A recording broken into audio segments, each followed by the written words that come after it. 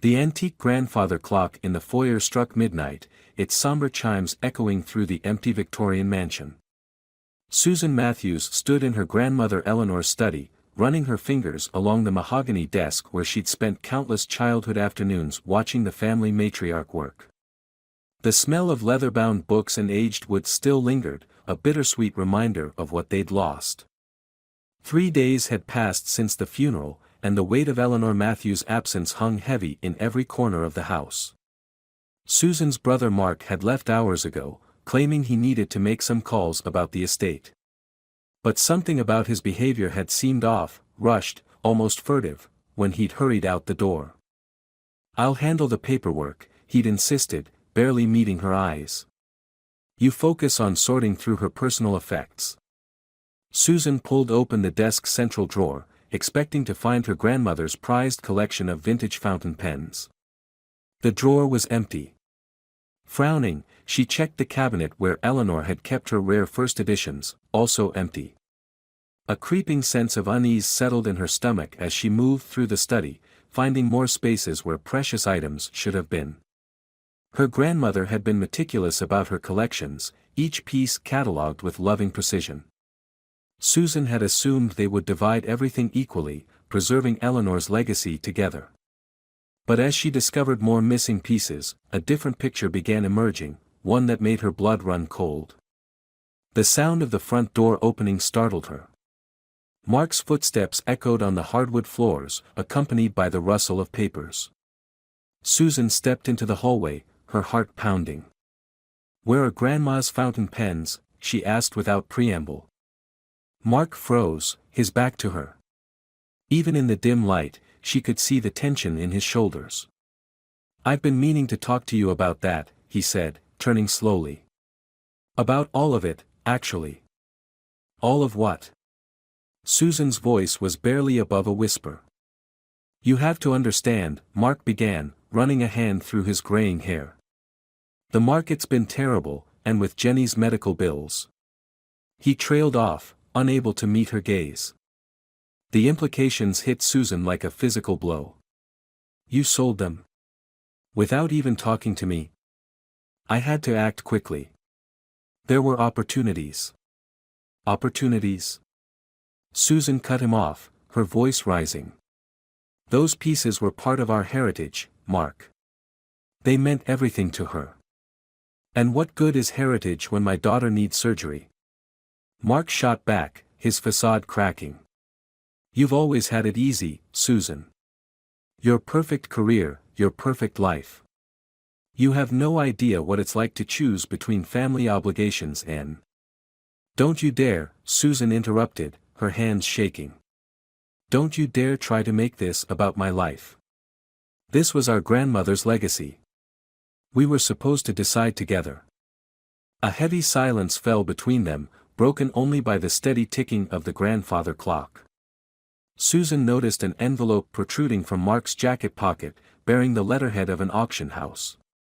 "What else have you done?" she demanded, gesturing toward the paper. Mark's expression shifted, something unreadable flickering across his features. "What I had to," he said quietly. "For reasons you don't understand yet." "Then help me understand," Susan pleaded, fighting to keep her voice steady. "Because right now, all I see is my brother stealing from our dead grandmother's house." Mark pulled the envelope from his pocket, staring at it for a long moment. "There are things about Eleanor, about our family, that you don't know," he said finally. "Things she never wanted to come to light." Before Susan could respond, Mark's phone buzzed. He glanced at the screen, and his face paled. "I have to go," he said, backing toward the door. "But Susan, be careful what you start digging into. Some secrets are buried for a reason." He was gone before she could stop him, leaving Susan alone in the shadowy hallway. She looked around at the house that had once held so many cherished memories, now feeling more like a maze of mysteries and betrayals. The grandfather clock continued its relentless counting of moments, each tick a reminder of time slipping away. Susan walked back to the study, determination replacing her initial shock. If Mark thought he could dismiss her with vague warnings and half-truths, he didn't know his sister very well. She pulled out her laptop and began searching for recent auction listings. Whatever Mark was hiding, whatever secrets lay buried in their family's past, she would find them. The question was, would she be prepared for what she might uncover? Dawn crept through the study windows, casting long shadows across Susan's research notes. She'd spent the night tracing her grandmother's possessions through online auction listings, each discovery feeling like another betrayal. The items had been sold systematically over the past month. While Eleanor was still alive, she realized with growing horror. Her coffee had long since grown cold when she found the listing that made her hands tremble: rare Art Nouveau pendant, family provenance dating to 1920s. The photo showed Eleanor's most treasured piece, a delicate gold and pearl creation that had never left her neck until her final hospital stay. Susan remembered sitting on her grandmother's lap as a child, listening to stories about how the pendant had been passed down through generations of Matthew's women. The auction date was set for next week. She was halfway to her car before conscious thought caught up with her actions. The drive to Mark's house passed in a blur of angry tears and remembered conversations. Had he really been so desperate? Or was there something deeper behind his actions, something in those cryptic warnings about family secrets? Mark's wife Jenny opened the door, surprise flickering across her tired features. "Susan. It's not even 7. Where is he?" Susan pushed past her sister-in-law, scanning the familiar living room. Medical bills were scattered across the coffee table, alongside college brochures for their daughter Amy. The sight gave her pause. She knew things had been tight for them, but this. "He's in his study," Jenny said quietly. "Susan, before you go in there, he's been carrying so much. More than you know." The door to Mark's study was ajar.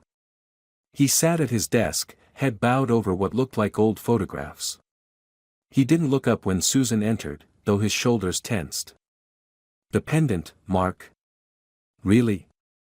That was supposed to go to Amy."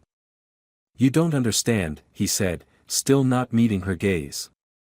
"None of this is what you think." "Then explain it to me." Susan's voice cracked. "Because right now, all I can think is that my brother, the person I trusted most in this world, has been stealing from our dying grandmother."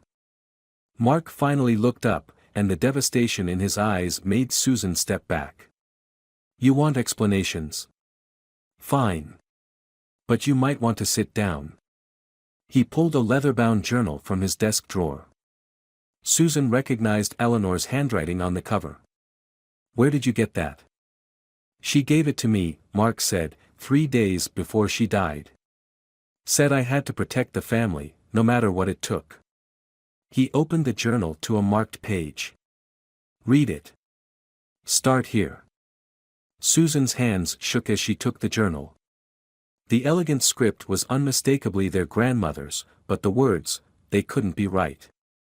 She read the passage again, her world tilting on its axis. "This isn't possible," she whispered. "Grandma would never have." "Keep reading," Mark urged. "It gets worse." "The pendant? Those first editions. They were never really hers to pass down. Everything we thought we knew about our family fortune, about Eleanor Matthews' respected place in society, it was built on sand." Susan sank into a chair, the journal heavy in her lap. "The auction house is helping me return items to their rightful owners, quietly and anonymously," Mark finished. "I'm not stealing from our grandmother, Susan. I'm trying to right a wrong that's haunted this family for 3 generations." The silence that followed was deafening. Outside, they could hear Jenny making breakfast, Amy's voice drifting down from upstairs, normal sounds that felt surreal against the weight of what Susan had just learned. "Why didn't you tell me?" she asked finally. Mark's laugh was bitter. "Would you have believed me? Without proof? You've always seen her as perfect, we all did. Finding out that our beloved grandmother was..." He couldn't finish the sentence. Susan looked down at the journal again, at the carefully documented evidence of a life built on carefully constructed lies. There's more, isn't there? This isn't just about returning stolen property. Much more, Mark confirmed. And we're running out of time. Someone else knows, someone who's been waiting years to expose everything. A floorboard creaked behind them. They turned to find Jenny in the doorway, her face pale. "Mark," she said urgently, "there's someone here. They say they're from the Historical Society, but—" Mark was on his feet instantly, gathering papers from his desk. "We have to go. Now." "Mark, what?" "Trust me this time, Susan," he pleaded, shoving the journal into her hands. "If they find this, everything Eleanor tried to protect, everything I've been working to make right, it all falls apart." The sound of voices in the foyer grew louder. Susan clutched the journal to her chest, her mind racing. Everything she'd believed about her family, about right and wrong, about trust and betrayal, none of it was what it seemed. And now she had to choose: stand with the brother she'd thought had betrayed them all, or risk exposing secrets that could destroy not just their family's legacy, but lives she'd never even known were connected to their past. The safe house Mark had arranged was a modest cabin on the outskirts of town, far from the Victorian mansion that had once represented everything Susan believed about her family. As evening settled around them, she sat by the window, Eleanor's journal open in her lap, each page revealing new layers of a truth she wasn't sure she was ready to face. The woman described in these pages was a stranger, calculating, desperate, willing to sacrifice anything to maintain the facade of respectability. Yet Susan could still hear her grandmother's warm laugh, feel the gentle touch of her hand, remember the wisdom in her eyes when she'd helped Susan through her darkest moments. "How do you reconcile it?" she asked Mark, who sat across the room sorting through old correspondence. "The grandmother we knew with this?" Mark looked up, the lines around his eyes deeper than she'd ever noticed before. "Maybe that's the hardest part," he said quietly. "Understanding that people can be both, the ones who love us, and the ones who carry devastating secrets." Susan turned another page, finding a photograph she'd never seen before. Eleanor, decades younger, standing beside a man who wasn't their grandfather. The date on the back placed it just weeks before the notorious gallery fire of 1962 that had destroyed countless valuable artworks that had mysteriously resurfaced in Eleanor's collection years later. She wasn't just covering up theft, Susan realized, pieces clicking into place. She was protecting someone else. James Bradford, Mark confirmed, pulling out an old newspaper clipping. Her first love, and according to these letters, the real architect of everything. The fire, the forgeries, the carefully orchestrated accidents that befell anyone who got too close to the truth. Susan remembered Bradford's name from childhood, the mysterious benefactor who'd funded her college education, who'd always sent expensive gifts but never attended family gatherings. He's still alive. And getting impatient. Mark ran a hand through his hair, a gesture so reminiscent of their father that Susan's heart ached.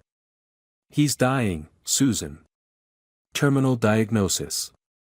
He doesn't care anymore about keeping secrets, he wants recognition for his masterpiece, as he calls it. That's who sent the Historical Society investigators."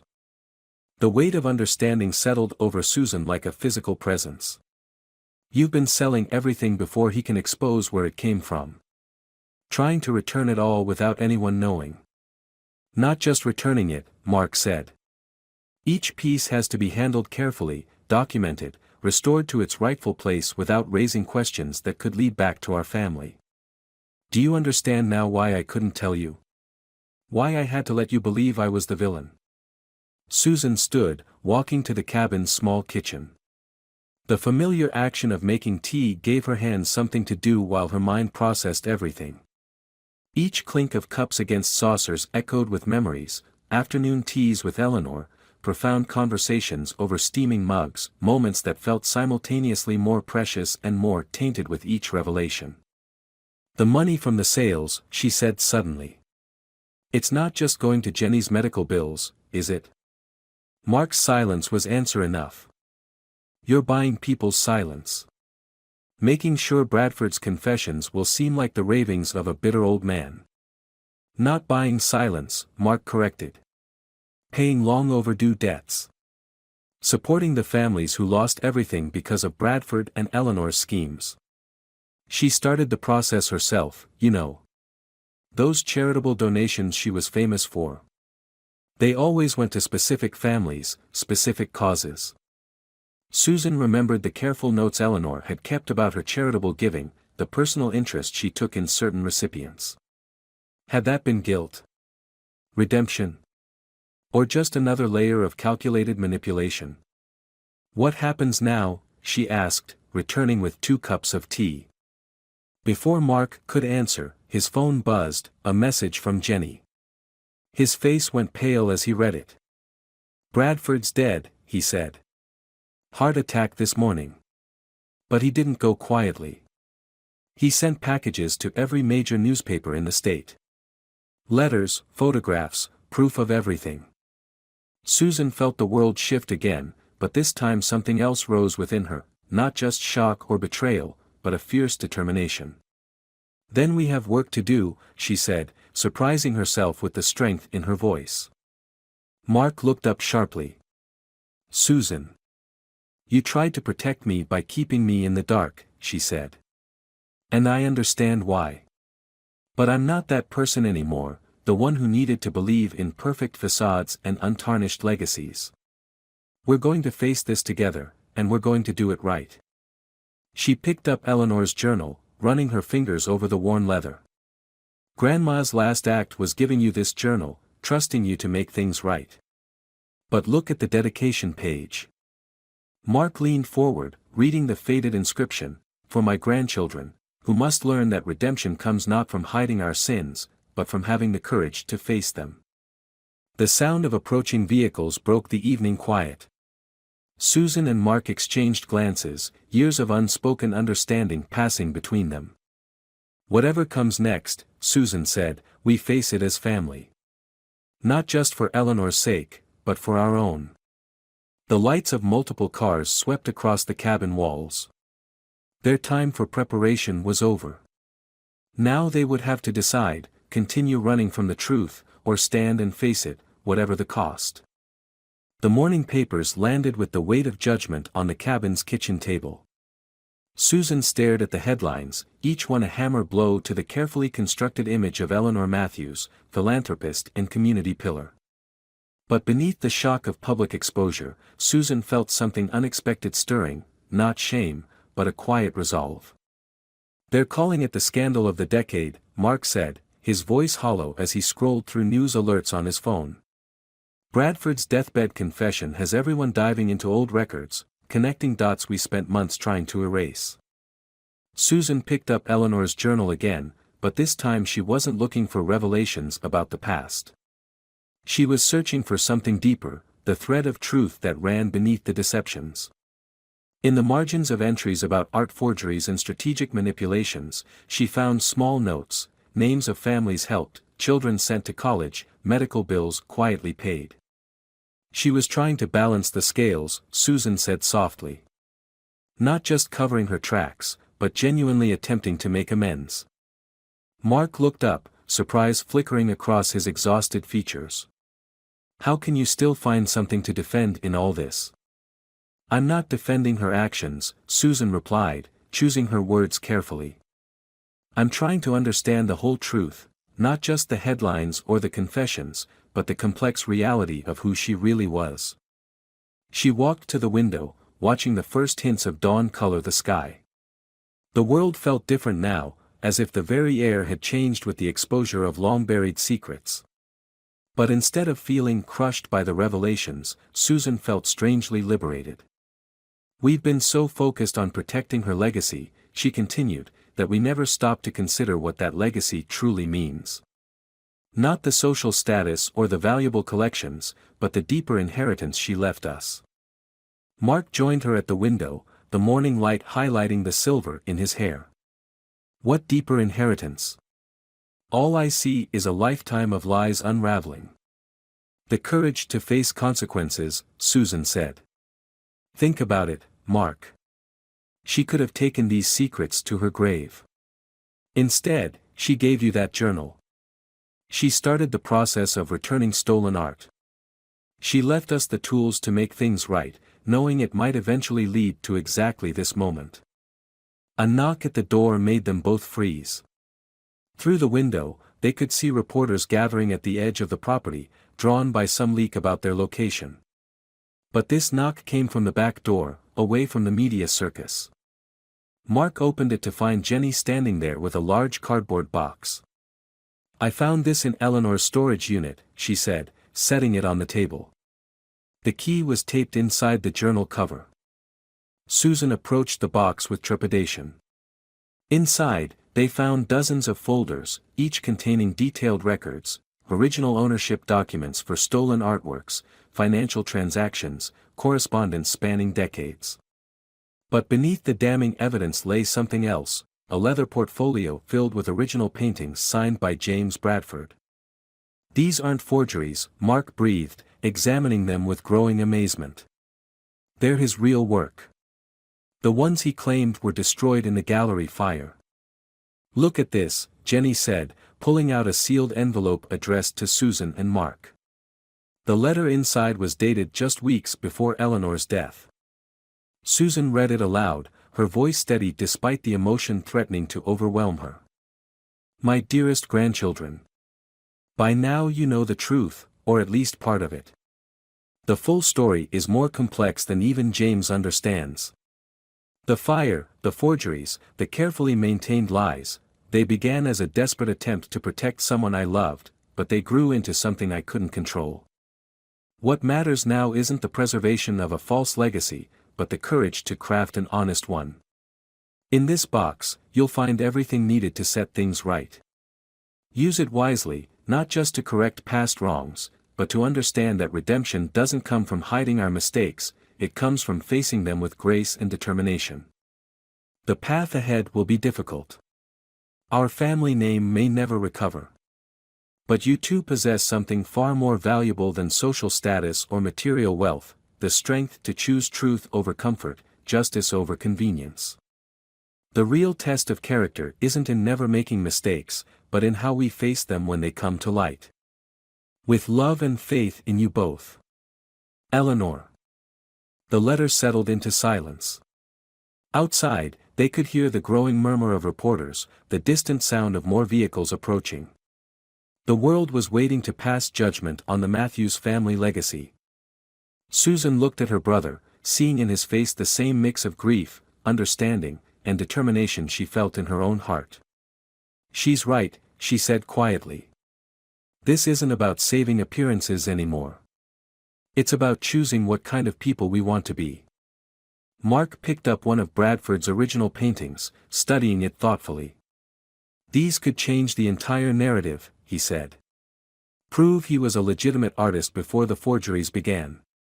And provide a way to make amends to the families who were hurt," Susan added, her mind already working through possibilities.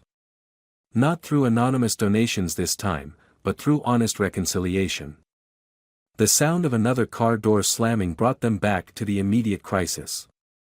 Decisions had to be made, actions taken that would reshape not just their family's future, but the lives of everyone connected to Eleanor and Bradford's long-ago choices. Jenny reached for Mark's hand. "Whatever you both decide," she said, "you don't have to face it alone." Susan gathered the scattered papers, her grandmother's words echoing in her mind. The path ahead would indeed be difficult, but for the first time since this all began, she felt truly certain of her direction. The question was, were they ready for what that path might demand of them? The afternoon light filtered through the stained glass windows of Eleanor's study, casting kaleidoscope shadows across Susan's face as she stood before her grandmother's empty desk. After days of media chaos and family revelations, returning to this room felt like stepping into a different life, one where certainties had crumbled, leaving space for unexpected truths to emerge. She traced her fingers along the wood grain, remembering countless afternoons spent here, watching Eleanor write in her journal. Those memories shifted now, colored by new understanding. Each remembered gesture, each carefully chosen word held different meaning. The stern corrections about maintaining appearances, the emphasis on family reputation, they hadn't been about pride, but preservation. Sometimes, Mark said from the doorway, breaking into her thoughts, I wonder if she knew this would happen. If giving me that journal was her way of forcing us to grow beyond the limitations she'd created. Susan turned to study her brother's face, seeing him with new clarity. The weight of secrets had aged him, but there was something lighter in his expression now, as if sharing the burden had allowed him to stand straighter. I found something, she said, pulling out a stack of letters from her bag. They were hidden in a compartment under her vanity. Letters from families she helped, spanning decades. Listen to this one. She unfolded a yellowed page, reading aloud, Dear Mrs. Matthews, I don't know why you chose to help us after everything that happened.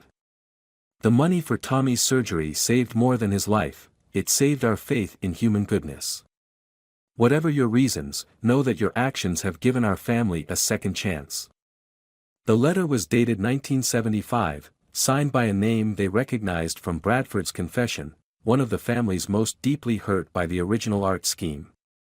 There are dozens more like it, Susan continued. Each one representing a choice she made to channel the proceeds of past wrongs into something meaningful. She couldn't undo what was done, but she could choose a different path forward. Mark settled into Eleanor's chair, his expression thoughtful. You're suggesting we do the same, not just return the art and walk away, but actively work to heal the damage.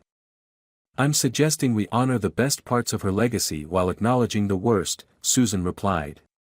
The media wants a simple story, corrupt socialite's empire crumbles. But the truth is more complex, and maybe that complexity is exactly what people need to see. She pulled Bradford's original paintings from their protective wrapping, laying them carefully on the desk.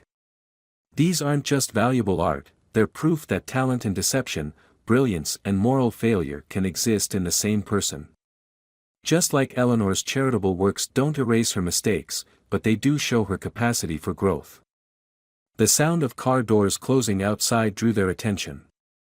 Through the window, they could see Jenny arriving with a group of people, faces they recognized from their grandmother's records, families connected to the long-ago scandal. They accepted our invitation, Mark said softly, a mix of surprise and apprehension in his voice. Susan straightened her shoulders, feeling a profound shift in her understanding of strength. It wasn't about maintaining a perfect facade or hiding from difficult truths. Real strength lay in facing those truths with grace, in choosing to grow through discomfort rather than hide from it. Before we go down there, she said, I need you to understand something. This isn't just about making amends or protecting what's left of the family name. It's about breaking the cycle of secrets that's shaped our lives. Eleanor showed us that change is possible, even if it comes too late for personal redemption. Mark stood, squaring his shoulders in a gesture so reminiscent of their grandmother that Susan's heart clenched. You know this could backfire spectacularly. Being this transparent, this vulnerable, it goes against everything we were taught. Maybe that's exactly why we need to do it, Susan replied, gathering the paintings and letters. Everything we were taught about protecting the family name was based on fear. What if real protection comes from having the courage to be honest about who we are, flaws, failures, and all? Through the window, they watched more cars arrive. Journalists mixed with family representatives, all drawn by the promise of full disclosure and direct dialogue. The story would break wide open today, but for the first time since this began, Susan felt ready to face whatever came. Eleanor's greatest gift wasn't the house or the art collection, she said quietly. It was showing us that it's never too late to choose a different path. The question is, are we brave enough to walk it? The grandfather clock in the foyer began to chime, marking another hour, another choice point in their evolving story. Mark gathered the last of Bradford's paintings, his movements decisive. Together, he asked, extending his hand. Susan took it, feeling the strength of family bonds that went deeper than secrets or shame. Together. As they descended the stairs toward the waiting crowd, Susan felt her grandmother's presence not as a weight of expectations, but as a reminder that true legacy isn't built on maintaining appearances, it's forged in the courage to face truth with open hearts and steady hands. Evening settled over the Matthews estate, painting the Victorian windows in amber and gold. In the grand parlor, now transformed into an intimate gallery space, Susan stood before Bradford's original paintings, arranged alongside photographs and letters that told a story far more complex than any headline could capture. The last of the day's visitors had departed, families touched by old wounds, journalists seeking closure to their stories, art historians piecing together a narrative decades in the making. What had begun as a confrontation had evolved into something none of them had expected, a space for honest dialogue about human frailty, redemption, and the courage to face uncomfortable truths. Susan found herself before her grandmother's portrait, seeing it with new eyes.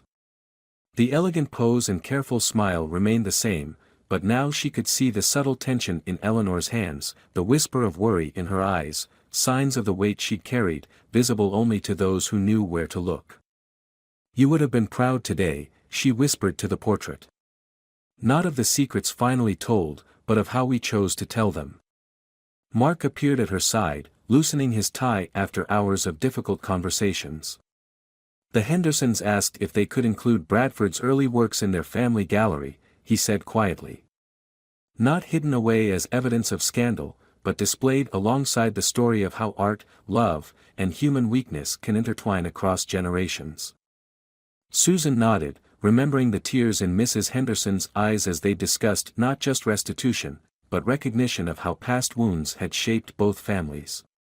"It's strange," she mused, "how facing the truth can heal in ways that perfect facades never could." They moved through the house together, past walls now bare of their grandmother's collections. Yet the space didn't feel empty, it felt cleansed, ready for new stories to unfold. In the study, Eleanor's desk held not precious antiques but photographs from the day's gatherings, former adversaries sharing memories, younger generations finding connection in their shared history. "I found this while clearing the last of her papers," Mark said, pulling an envelope from his pocket.